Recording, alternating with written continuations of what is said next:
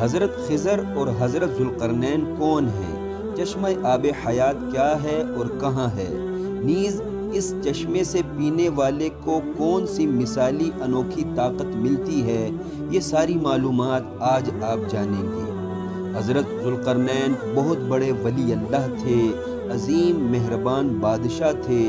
دنیا حضرت ذوالقرنین کو سکندر اعظم کے نام سے جانتی ہے۔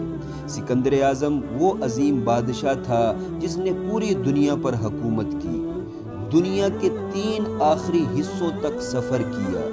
حضرت ذوالقرنین سکندر اعظم نے پہلے مغرب کے بالکل آخر تک سفر کیا، پھر مشرق کے بالکل اینڈ تک گیا، پھر جانب شمال میں دنیا کے آخری حصے تک پہنچا۔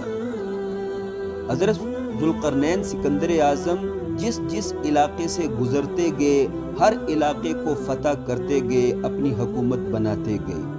اس بین الاقوامی سفر میں حضرت ذوالقرنین کے ساتھ ان کا خالہ زاد بھائی حضرت خضر بھی تھا۔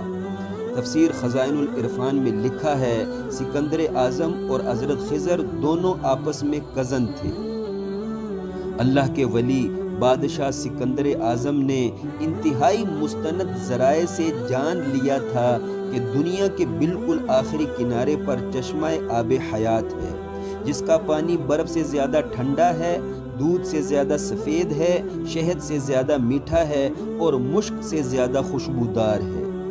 ایک دفعہ بھی جو کوئی اس چشمے سے پی لیتا ہے، پوری زندگی وہ جوان رہتا ہے، قیامت تک زندہ و سلامت رہتا ہے، قیامت تک پھر اسے موت نہیں آتی۔ لیکن وہ چشمہ دنیا کے بالکل آخری کنارے پر ہے، بہت پوشیدہ جگہ میں ہے، اس چشمے کے راستوں میں اندھیرا ہی اندھیرا ہے، لہٰذا اگر کوئی ایک دفعہ قسمت سے اس چشمے تک پہنچ جائے تو وہ بھی دوبارہ وہاں تک پہنچنے کا راستہ بھول جاتا ہے۔ حضرت سکندر اعظم ذوالقرنین نے چشمہ آب حیات کی یہ ساری ضروری معلومات اکٹھی کی اور پھر اپنے کزن اور اپنے عظیم لشکر سمیت آب حیات کی تلاش میں چل پڑا، اور پھر بالآخر ایک لمبی مدت سفر کرنے کے بعد جب دنیا کے آخری کنارے پر پہنچے تو تیز ترین ہوا کا طوفان آ گیا۔ حضرت خضر اپنے لشکر سے جدا ہو گئے اور کسی طرح خوش قسمتی سے چشمہ آب حیات تک پہنچ گئے۔ اس چشمے میں سے پانی پیا، غسل کیا، جبکہ بقیہ پورا لشکر اس چشمے سے محروم رہا۔ حضرت خضر کے علاوہ کوئی بھی چشمہ آب حیات تک نہ پہنچ سکا۔ اسی لیے پرانے لوگوں میں سے آج تک زمین پر صرف حضرت خضر زندہ ہیں۔ سینکڑوں صدیاں گزر گئی ہیں، لیکن حضرت خضر آج تک زندہ ہیں، جوان ہیں، ہر سال حج پر آتے ہیں اور نیک لوگوں سے ملاقات کرتے ہیں۔ سوال یہ ہے، چشمہ آب حیات کہاں ہے؟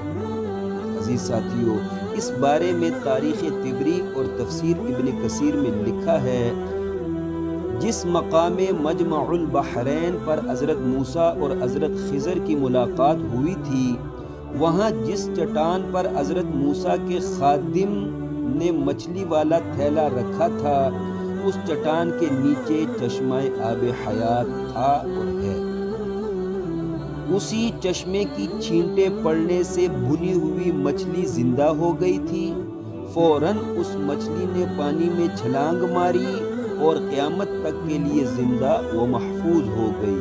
ھذا ما ظہر لی والعلم عند اللہ۔